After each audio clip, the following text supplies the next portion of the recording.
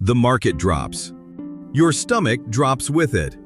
And somewhere around the third red candle, you stop thinking about the number and start thinking about making the feeling stop. You sell. Not because the math told you to, because you couldn't sit inside the not knowing for one more hour. You've done this before. Open the app 14 times in an hour, just to watch the number get worse in real time. Like checking a wound to see if it's still bleeding. You've told yourself, I'll wait for it to stabilize. And then, sold. At the exact moment it looked like it never would. You've sat in a meeting, or at dinner, half present, running the math in the back of your head, feeling the account instead of thinking about it. And you've had the moment right after, the sale confirmed, the position closed, where for about 90 seconds, you felt something close to relief. Not because you made a good decision, because the waiting was finally over. Then, a week later, the price recovers, and you feel something worse than the original loss. You feel stupid for a decision that, in the moment, felt like the only one you could survive making. Here's what nobody tells you about that sale. It was never really about the money. If it were about the money, you'd have run the numbers, set a rule in advance, and followed it regardless of how you felt watching the chart. But you didn't consult a rule, you consulted a feeling. And the feeling wasn't, this is a bad investment. The feeling was, I cannot stand not knowing how this ends for one more minute. Selling didn't protect your money. It protected you from an emotional state your brain has decided, somewhere along the way, it cannot tolerate. Open-ended uncertainty.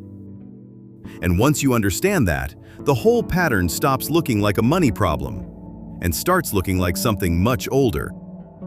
Studies on uncertainty consistently find something counterintuitive. People will often choose a guaranteed bad outcome over a probable good one, simply to escape not knowing. A confirmed loss ends a story. An open position keeps the story running, and your brain treats an unfinished story as an active threat, not a neutral fact. That's why the sell button feels like relief before you even see the new balance. You're not closing a trade, you're closing a loop your nervous system has been screaming about since the first red candle. By the time you consciously decide to sell, your body has already voted. Faster heart rate, shallow breathing, a tight chest that you've started calling a bad feeling about this position.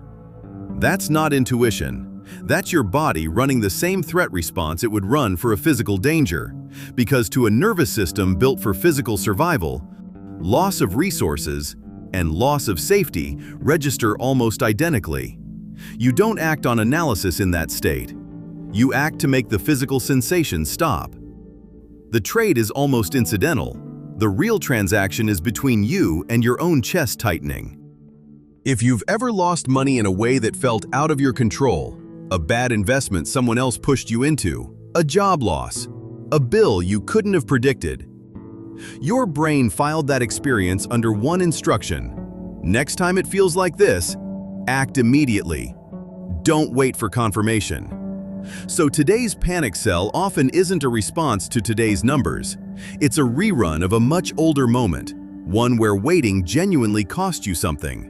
Your brain isn't wrong to remember that. It's wrong to assume every falling chart is that same moment happening again.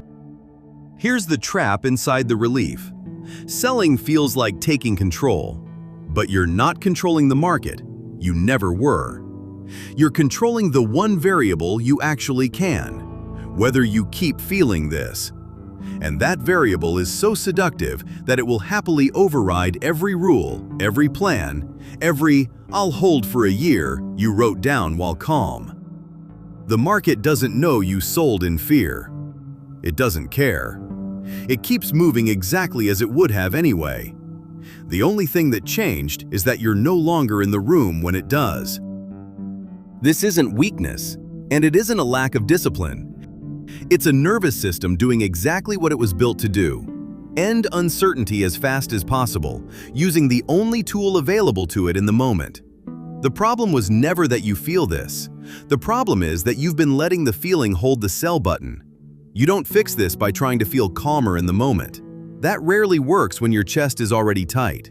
You fix it earlier, before the moment exists. Write the exact condition that would make you sell, on a day when you feel nothing at all. Not if it feels too risky. A number, a date, a rule you can read back to yourself when the feeling is loud, and let the rule answer instead of you. The goal isn't to stop feeling the fear, it's to stop letting the fear be the one holding the pen. But there's a stranger version of this same pattern. People who never panic, who never sell, who just quietly keep money they will never actually spend. That one isn't about fear of loss at all. It's about something else entirely. That's next.